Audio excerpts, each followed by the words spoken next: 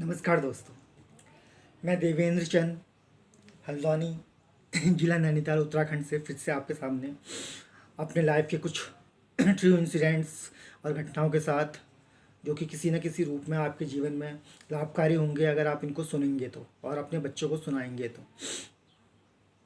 ये घटनाएं मैं काफ़ी दिनों से बता रहा हूँ अपने लाइफ के इंसिडेंट्स। इसमें मुझे काफ़ी अच्छे व्यूज़ मिल रहे हैं और लाइक्स मिल रहे हैं और लोग बोल रहे हैं कि ये अच्छी बातें हैं जो आप बता रहे हैं, शेयर कर रहे हैं, इससे हमारा भी मनोबल बढ़ रहा है। तो उसी श्रेणी में या उसी को आगे बढ़ाते हुए कुछ 3-4 किस्से और जो कि किसी न किसी रूप में आपको ज़रूर फ़ायदेमंद होंगे, मैं आपके सामने रखता हूँ। उम्मीद करता हूँ कि आप इन किस्सों को पूरा सुनेंगे। तो मैंने अब ये सोचा है कि मैं कुछ शहरों में, जिन शहरों में घूमा हूँ, उन शहरों से अभी जो मेरे कुछ किस्से हैं वो आपके साथ शेयर करूँगा। उससे कुछ ना कुछ आपको सीखने को मिलेगा। तो इसी श्रेणी में मैं मुंबई से ही शुरुआत करता हूँ। मुंबई के 3-4 किस्से, जिससे आपको कुछ ना कुछ सीख ज़रूर मिलेगी मेरे लाइफ के इंसिडेंट से। एक तो मैं आपको ये बात बताना चाहता हूँ कि मुंबई की जो सबसे जान बोलते हैं, जिसको मुंबई की जान, वह है मुंबई की लोकल ट्रेन्स। उसके बारे में थोड़ा सा बताना चाहता हूँ अपने इंसिडेंट्स। देखिए, पहली बार जब फर्स्ट टाइम मैं मुंबई गया था, वो मैंने किस्सा आपको बताया कि किस तरीके से टीसी ने मुझे पकड़ा और फिर लोकल ट्रेन से मुझको जाना पड़ा। लोकल ट्रेन में उसी में किस्सा है कि जब जैसे ही लोकल ट्रेन आती है, अंदर जो बैठे लोग होते हैं वो इतने बाहर निकलते हैं और बाहर इतनी भीड़ होती है, वो अंदर जाती है।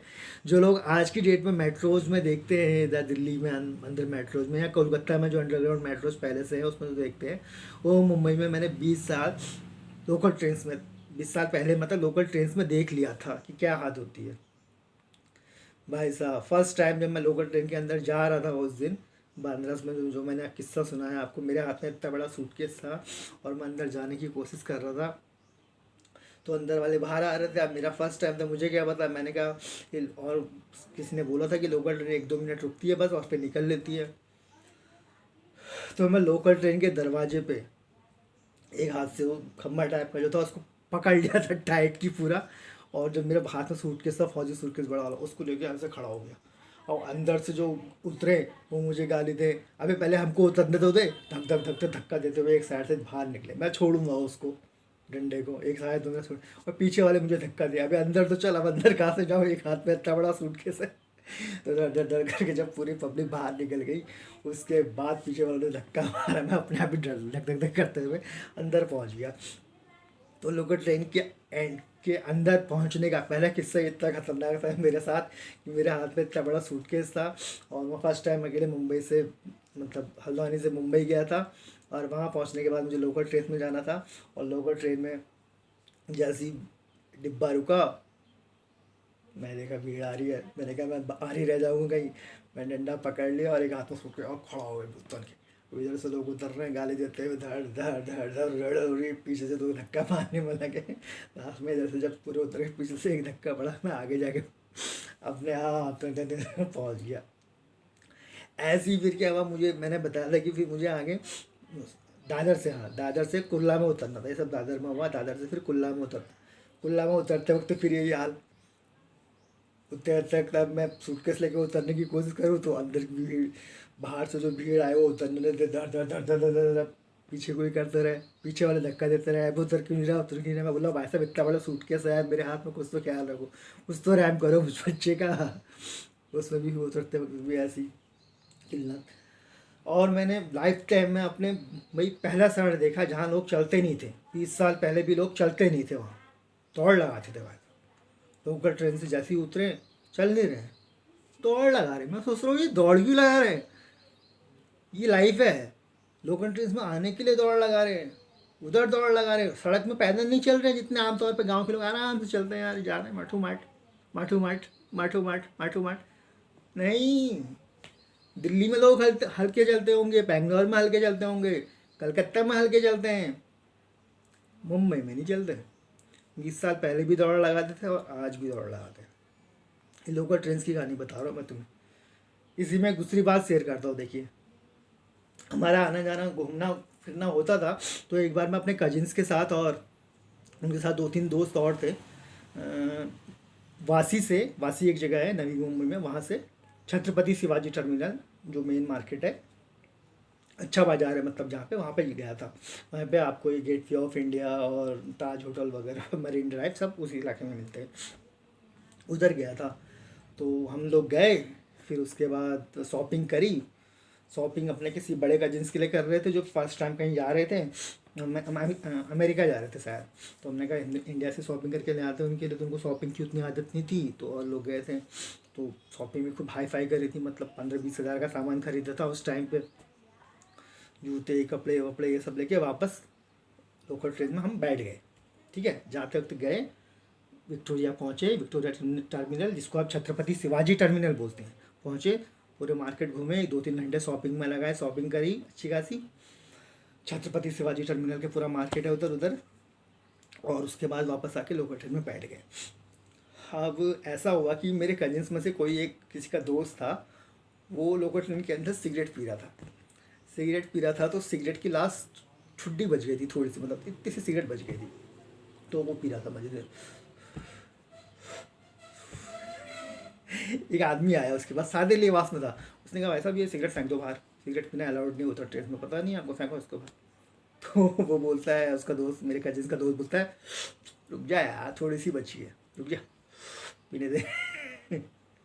वो अगला आदमी अपना कार्ड दिखाता, वो रेलवे का इंस्पेक्टर होता है, पकड़ता करता, बोलता है चल, ले आता अंदर केबिन में, रेलवे के जो वहाँ केबिन बने होते हैं उधर जाके बोलता है चल 1000 रुपये फाइन निकाल। उस टाइप का 1000 बहुत होते हैं, 1000 रुपये फाइन सिगरेट पीने का। तो हमारे साथ 1-2 मराठी दोस्त भी थे, मेरे कजिन्स के मराठी दोस्त भी थे, क्योंकि हम 4-5 लोग गए हुए थे शॉपिंग के लिए। तो वो लोग थोड़ा मराठी में बोले कि आना छोड़ दिया यही सो करके, और फिर उन्होंने भी फिर छोड़ दिया, मतलब पहली गलती है माफ़ कर दो ऐसा करके आ गए। तो उसमें मज़ा आया उसकी स्टाइल में, अरे मैं पीने में लगा था, उसने बोला ये सिगरेट छोड़ दो, बोला रुक जा यार अभी रुक जा, थोड़ी सी बची है, पी लो बस, फेंकता हूँ। पकड़े गर्दन काट दिया, बोला चल तेरे को पिलाता हूँ मैं सिगरेट। तो ये किस्सा हमेशा याद आता कि किस स्टाइल में उसने बोला था कि भैया रुक जा। ये किस्से, तो ये दोनों किस्से जो सुना है कि रेलवे में कभी भैया सिगरेट नहीं पीने का, ठीक है। और जब अंदर और बाहर जाना है तो अपने को पूरा कॉन्फिडेंस से रखो। अगर आप थोड़े भी ढीले वीले रहे, वो आपको धक्का मार के इधर छटका देगा, कोई इधर छटका देगा। ये मुंबई लोकल ट्रेन में पहुंचना है तो बहुत, अंदर जाना है बाहर जाना है तो बहुत तेज़ी से। मुंबई में हर कोई दौड़ लगाता है, पैदल नहीं चलने का, वहाँ पे दूसरी की तरह दौड़ ही लगाने का। इसी में एक तीसरा किस्सा देखिए, लोकल ट्रेन के सुनाता हूँ। लोकल ट्रेन में बैठा था, शाम के वक्त कहीं से वापस आ रहा था मैं, शायद नारीमन चौराहा पॉइंट पड़ता है वहाँ, वहाँ से वापस आ रहा था। तो मेरे सामने की बात है, और ऐसा मैंने 2-3 बार देखा है। शाम के वक्त जब कहीं पे छुट्टी होती है तो लोग इतने कामदार होते हैं मुंबई के, इतने मतलब कर्मशील होते हैं, कर्म सीट होते हैं, कर्मशील जो बोलते हैं वो होते हैं, कर्मठ होते हैं, कि भैया 5 बजे उनकी ड्यूटी छूटी, एक शिफ्ट छूटी, दूसरी शिफ्ट में आए।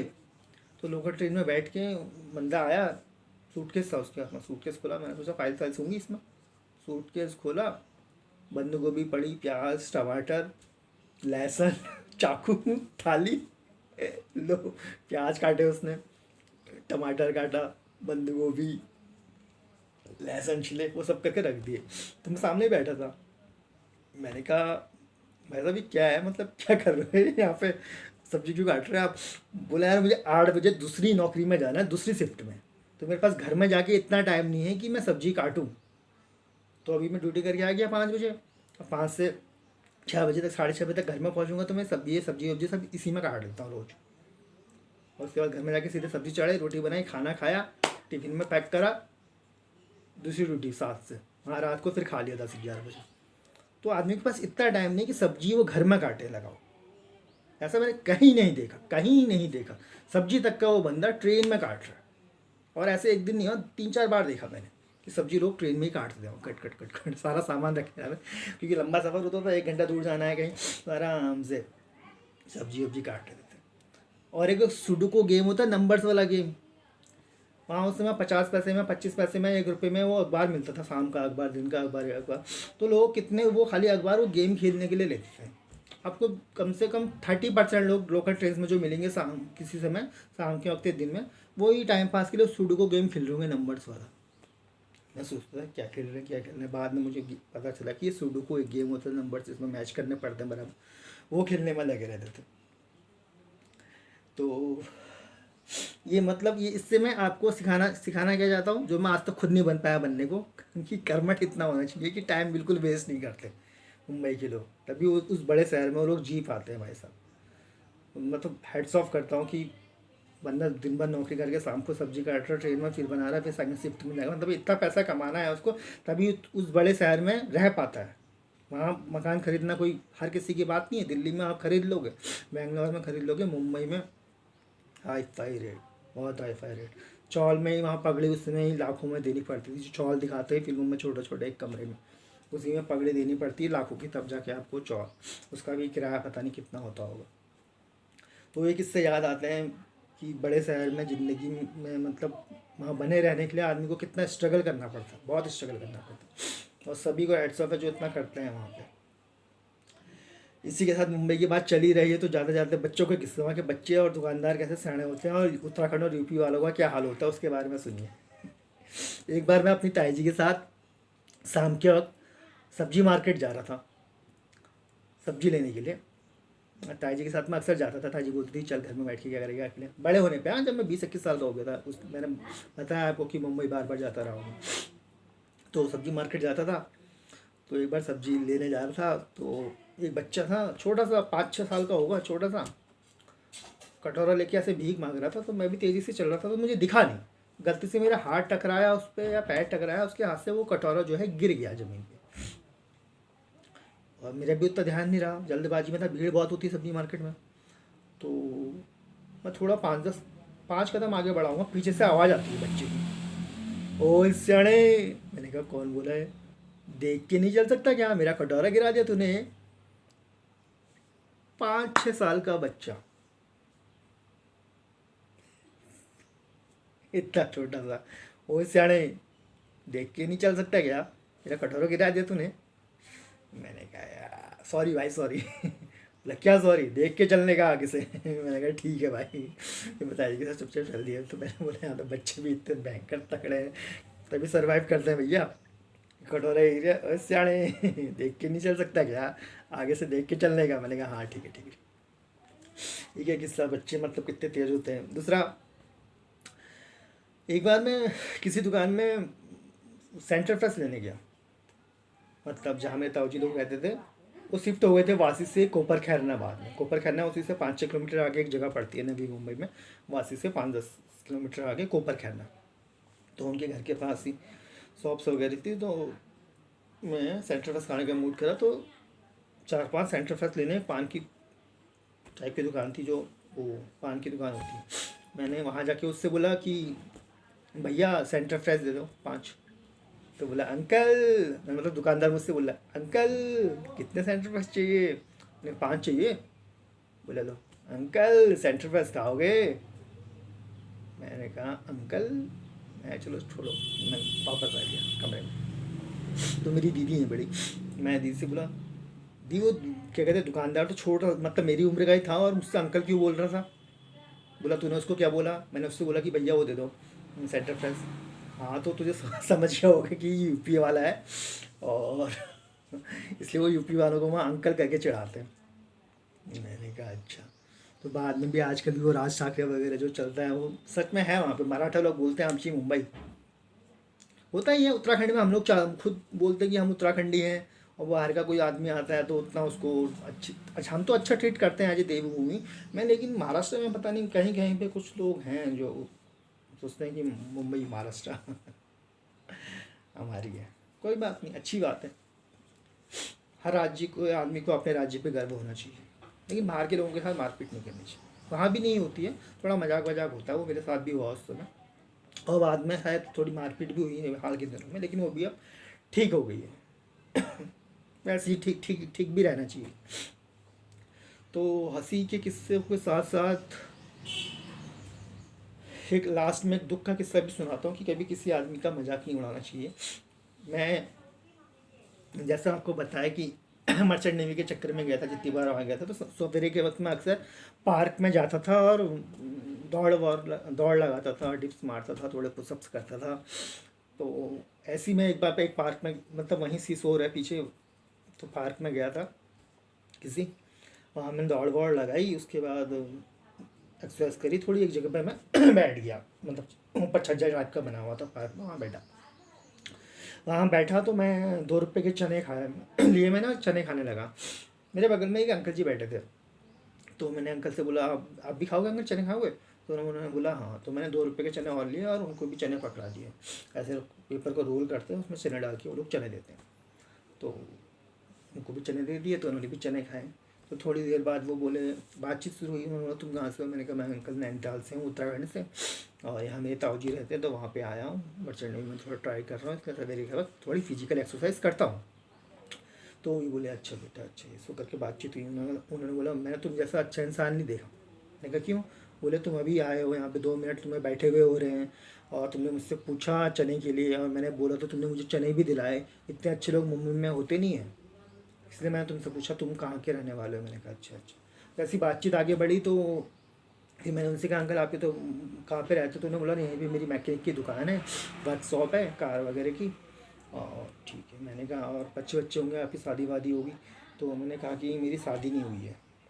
मैंने बोला क्यों? तो उन्होंने बोला मेरे पास शादी इसलिए नहीं कर पाया क्योंकि, क्या बोलूँगा अब मैं, सेक्स ऑर्गन जो है वो नहीं है। तो एकदम ठंडा रह गया। मैंने कहा अच्छा। मैंने कहा कैसे हुआ? तो वो बोल रहे थे जब मैं 20-22 साल का था, किसी कार में कहीं जा रहे होंगे या बस में जा रहे थे, एक्सीडेंट हो गया था, तो उस एक्सीडेंट में उनका काटना, मतलब वो ख़त्म करना पड़ा था बचाने के लिए उनको, एक्सीडेंट में वो नष्ट हो गया था। तो ऐसे इंसिडेंट्स और ऐसे ऐसे एक्सीडेंट्स में बहुत से लोगों का सेक्स ऑर्गन्स ख़त्म हो जाता है, मतलब वो बचपन से सिक्सर्स जो हमको हम जुड़े बोलते हैं वो नहीं होते हैं, लेकिन बड़े होने के बाद उनके साथ ऐसे हादसे घटते हैं कि वो शादी नहीं कर पाते, सेक्स ऑर्गन उनसे ख़त्म हो जाते हैं। तो फिर मैं सीरियस हो गया, मैं कह रही हूँ। तो उसके बाद उन्होंने बोला लेकिन मुझे तुमसे मिलके बहुत अच्छा लगा, और मेरी यहीं पे दुकान है, कभी भी अगर तुम्हारी गाड़ी या दोस्तों के साथ कुछ प्रॉब्लम होती है तो आना, और यहाँ पे मिलते रहना करना। तो वो अंकल की मुझे याद इसलिए रहती है दोस्तों, इसलिए नहीं कि मजाक के तौर पे इसको मत लेना कि मैं ये बात बोल रहा कि उनका सेक्स ऑर्गन रोड एक्सीडेंट में चले गया था और शादी नहीं कर पाए, इस वजह से कि एक आदमी 20 साल की उम्र में उसके साथ ये हो गया, और उस समय जिस समय मैं मिला उनकी उम्र करीब 50-55-60 के करीब होगी। मैं खुद 20 साल का था, लाइफ जी रहे थे इतने सालों से ऐसे, और मैकेनिक शॉप की दुकान थी और काम कर रहे थे। तो कभी किसी का मजाक नहीं उड़ाना चाहिए इन मामलों में, कभी भी। कई लोग जो हिजड़े इधर उधर आते हैं, नाचते हैं, वो करते हैं, ये भगवान की देन है वो लोग, और जो ये हादसा जिनके साथ घटा है ये भी भगवान की वजह, कुछ उनके इस कर्म के या पुराने जीवन के कर्मों का फल ही होता है कि आदमी के साथ होता है। किसी के हाथ नहीं होते, किसी का पैर नहीं होते, किसी की जुबान नहीं होती, कोई देख नहीं पाता, मतलब शरीर से किसी न किसी रूप में आदमी जो है विकलांग होता है। तो हमें विकलांग जो भी हैं उनका कभी मजाक नहीं उड़ाना चाहिए, कभी भी मजाक नहीं उड़ाना चाहिए। मैंने भी उस समय सीरियसली उनसे बहुत ढंग से बात करी, वो भी बहुत अच्छा माने मुझे, और उसके बाद हम लोग चले गए। उसके बाद 1-2 दिन और मिले, लेकिन याद हमेशा आते हैं कि रिस्पेक्ट हमेशा आती कि ऐसे लोग भी होते हैं। तो अब जाते जाते एक हंसते हुए मूड में ख़त्म करता हूँ, टाइम क्योंकि बहुत ही ज़्यादा हो गया, 20 मिनट होने वाले हैं। एक बार मैं कोलाबा, मुंबई में ही एक जगह है, ये भी इसी से भी कुछ सीख मिलेगी। इसमें मैं अपनी गलती बताऊँगा कि मैंने गलती करी थी। कोलाबा से मुझे वासी जाना था, तो मैंने किसी बस में बैठ गया, ठीक है, और ऐसी जगह पे बैठ गया बाईं साइड में जहाँ पे लेडीज सीट लिखा होता है। बैठ गया तो एक आंटी आई, और मेरे पैर में उस समय हल्की सी लचक थी, दर्द टाइप का हो रहा था। तो एक आंटी आई, वो बड़ी अकड़ में बोली मुझसे, दिखता नहीं कि लेडीज़ सीट है, उठो यहाँ से, कैसे बैठ गए यहाँ पर? तो उनकी अकड़ मुझे चुभ गई, गलती मेरी थी, उनकी अकड़ मुझे चुभ गई। मैंने कहा मेरे पैर में दर्द है, मैं उठ नहीं सकता हूँ, आप कहीं और देख लो, लेडीज़ सीट है तो अपने आप होती है, विकलांगों की सीट होती है बस में, इसलिए मैं यहीं पर बैठूंगा। और वो कंडक्टर से बहस करने लग गई, ये लेडीज़ सीट है, लड़का कैसे बैठा, उठाओ। उससे कंडक्टर मेरे पास आया, मैंने कहा भैया मेरे पैर में दर्द है, और उधर विकलांग सीट में कोई आदमी बैठा, कोई लेडी बैठी है, आप उसको उठाओ, मुझे वहाँ पर बैठाओ, तब मैं यहाँ से उठता हूँ, वरना मैं उठूँगा ही नहीं, जाओ जो करना है कर लो। तो वो कंडक्टर भी सही बोल रहा, सही है यार, पैर बोला सच में तुम्हारे पैर में है? मैंने कहा हाँ, उठ के दिखाओ, क्या चलने में दिक्कत हो रही है, दर्द हो रही है? हल्की सी दर्द थी, तो मैं उठा नहीं। तो पीछे से कोई आदमी उठ गया, अरे यहाँ पे बैठ जाओ, चलो आप बैठ जाओ, ऐसे होते हैं लड़के आजकल के। तो लड़का, वो आंटी पीछे बैठ गई। तो 1 घंटे का सफ़र था करीब। फिर उसके बाद जैसे ही मेरा कोपर खैरना आने वाला था कोलाबा से, तो वहाँ पे फिर 5 मिनट पहले 2 लड़कियाँ आई सुंदर सी, और वो बोली कि एक्सक्यूज़ मी, आप लेडीज सीट पे बैठे हैं, हमें बैठने दीजिए प्लीज़। तो मैं चुपचाप उठ गया, वो लड़कियाँ बैठ गई वहाँ पे, क्योंकि मेरा स्टेशन आने वाला था, मेरा सिर्फ ये मकसद था, इसलिए मैं उठा था। अगर लंबा बैठना होता तो मैं नहीं उठता, ठीक है। वहाँ कोलाबा में जहाँ पे मैं बैठा था वहाँ से भी 1 घंटे का रूट था, इसलिए मैं वहाँ पे नहीं उठा था, पैर में दर्द थी हल्की से, और लेकिन 5 मिनट पहले उठ गया। तो आंटी ने मुझे यूँ घूर रही है, मैंने कहा था नहीं है क्या, बोला लड़कियाँ कहीं उठ गई, लेकिन अच्छा हुआ, ज़्यादा सहन नहीं करना पड़ा। 5 मिनट आगे मेरा स्टेशन आ गया और मैं गोपर खैरने में उतर गया। तो ऐसा मेरे को नहीं करना चाहिए था, मेरे को उठ जाना चाहिए था, लेकिन मैं उनकी टोन से थोड़ा हैरेस हुआ, और मेरे पैर में वाकई में थोड़ी में दर्द थी। तो ये मैं अपनी गलती मानता हूँ, ऐसी गलती आप ना करें, लेडीज़ को सीट दे दें, ये मेरा कहने का मतलब है। उस दिन मैंने गलती करी, जो उनकी टोन से मैं हैरेस हुआ। बहुत छोटी बातों में बहुत जल्दी बुरा मानता हूँ आजकल भी, लेकिन मैं अपने आप को सीधे धीरे धीरे सुधार रहा हूँ। तो वो गलती मैंने की थी, ऐसी गलतियाँ आप ना करें। उम्मीद करता हूँ अपने मेरे किस्से आपको पसंद आए होंगे, इन किस्सों से कुछ ना कुछ आपको सीखने को मिला होगा, और आप इसका भरपूर मनोरंजन ले रहे होंगे। अगर आपको पसंद आए तो प्लीज़ मेरे चैनल को, इसका नाम की देवेंद्र चंद्र राजा है, इसको लाइक कीजिए, शेयर कीजिए अपने दोस्तों के साथ, कमेंट्स कीजिए कुछ अच्छे, कुछ अपनी कहानियाँ भी बताइए जिन्हें मैं शेयर करूँ, और सब्सक्राइब जरूर कीजिए प्लीज़, हाथ जोड़ के विनती है। अगर आपको पसंद आए तो ज़रूर सब्सक्राइब कीजिए। इसी के साथ मैं आज विदा लेता हूँ, और नए एपिसोड के साथ फिर आता हूँ, कुछ नए किस्सों के साथ, नए शहर, और जिससे आपको कुछ ना कुछ सीखने को ज़रूर मिलेगा। और इसी के साथ मैं आपसे विदा लेता हूँ। बाय बाय, थैंक यू, जय सिया राम।